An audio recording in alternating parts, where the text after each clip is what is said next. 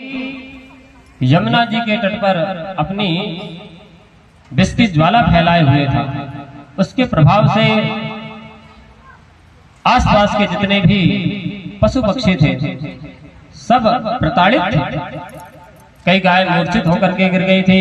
इस प्रकार से उस ज्वाला से सभी परेशान थे और भगवान सभी का कष्ट हरने वाले हैं। तो गेंद कंदुक क्रीड़ा के माध्यम से भगवान कालिया देह के पास गए और वहां पर कंदुक क्रीड़ा करने लगे। श्री दामा की जो गेंद थी वह कालिया देह में चली गई।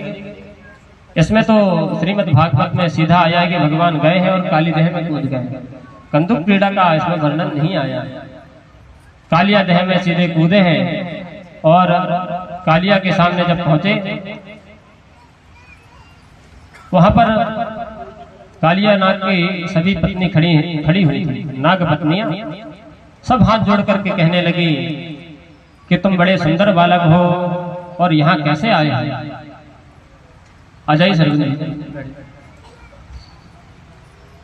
यहाँ पर कैसे बैठे हुए हो,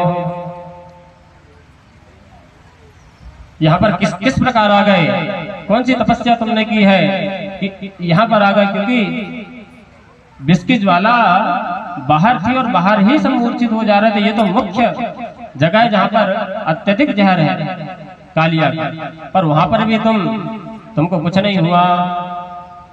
वह समझ गए कि यह कोई दिव्य आत्मा ही है, लेकिन फिर भी अपने पति का पराक्रम नाग पत्नियां जानती थी। उन्होंने बड़े प्रेम से कहा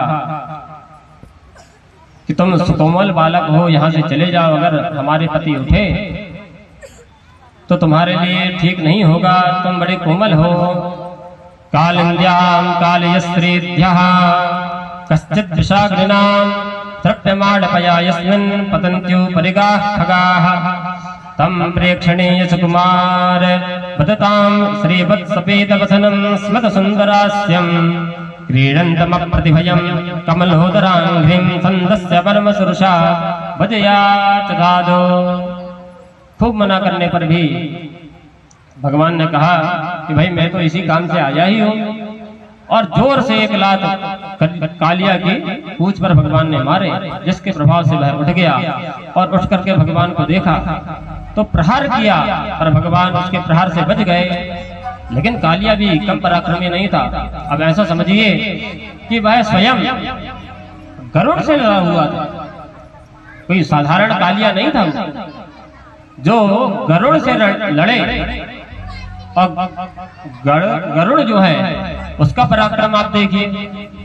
उन्होंने कई बार इंद्र को परास्त किया, गरुड़ ने कई बार इंद्र को परास्त किया। कम पराक्रमी कालिया नाग नहीं था। भगवान से लड़ने लगा और देखते ही देखते उनको लपेट लिया। नाग की पास सबसे ज्यादा मजबूत होती है, अपने पास में जिसको ले लेता है फिर मार कर ही छोड़ता है।